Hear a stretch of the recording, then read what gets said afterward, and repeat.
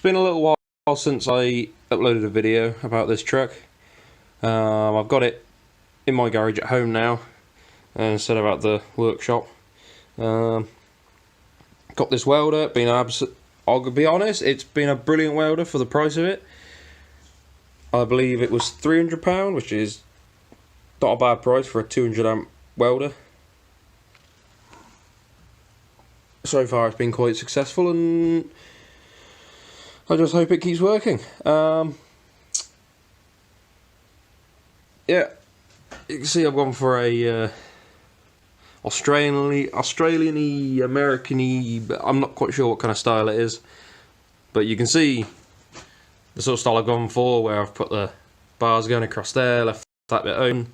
There will be a piece of metal in there, and then I want to put these in here.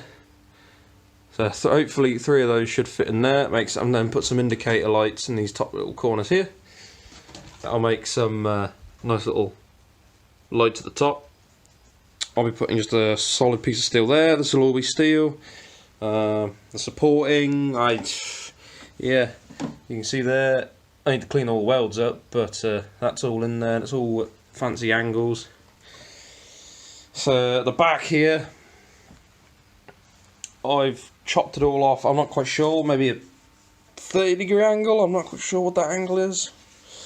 I actually wanted a bit less, but when I cut it, I wasn't thinking, and I cut it and welded it, and I was like, it's not quite right. But yeah, now I'm just starting to clean up these corners so they look nice and smooth like that. I need to start at the welder again, do these little nicks and little craters to try and get it flush, get it flat, make it look pretty. Yeah, you can see over here where I started to use a stick welder trying to weld it, and I very quickly decided it was a very bad idea to use a stick welder, which that little thing's down there now, just abandoned. But no, this MIG welder has been pretty good so far. I've used it for most of the build. Yeah, and I'm very pleased with it. Haven't actually tried the what I'm assuming is the stick part of it. The MIG's fine. Yeah, it's been doing quite well. I'll see if I can keep recording. Right, here's the second update video. Here's some pictures of the truck. It's being a bit of a slow process. I think it's been in there for 3 weeks now. Been in the body shop. Anyway, yeah. So far they've done a good job of it. It is 3 weeks in the making, but it is what it is. Anyway, in the meantime, I've been slowly making progress on this. Hopefully I can show you a more detailed video of the body now, instead of just pictures. Still tight in here, but it is what it is now. Yeah. Yeah, so we got 6 mounting points, which I've got over here. Hang on. There. 6 mounting points. And they'll just go in there. And there you go. They're spring loaded, and that should just bolt straight in there. There'll be 6,000 all around. That's the job done. Yeah, we got the body is the box section here does come flush with the outside of the tyre, but I did add this little wheel arch here, because it will help with mud not being slung around everywhere, and you know, it just gives it an extra bit of, it just makes it look nice, you know. Then we got the little toolbox here. Not really much going on in there, but I've made it just so that I know I have a little bit of storage. It's not much at all. I haven't got much space to be putting storage in. I wanted to put more storage into it, but like I say, no, there was no room. If you follow the body line, you can see where I've actually flared it out. If I remember correctly, the outside of the cab goes to just there, and I've added an extra 2 inches, so it brings it out a bit further. If I hadn't have done that little bit there, I could have got a pretty nice toolbox in there as well. And then of course, if I hadn't have done these angles here, I could have got a lot bigger toolbox again. But yeah, no, it's just how it is now. yeah, hang out. But yeah, you can see where I've made these plates up so I can fit lights in there and there. That's all welded in. I don't really know what to show you really. Yeah, so the body is in line with that bit, and then I've added that bit, and then the wheel arch is there. Yeah, I really don't know what to show now. I don't really know what to explain. It's all... no, I don't know what else to explain really. I think it's 68 inches wide, which, like I say, it will look, when it's on there, it does look good. I never took a picture of it when it's on the back of the truck whilst I still had it. I wish I did, but you know, hindsight's a bastard. Yeah, we got some flush mount lights down here. There we go. They go in there, just like that. So we got reverse lights. Again, number plate goes there. We got some lights on there. It is very American style. I will admit, it's very, very American. But it's how I wanted to build it.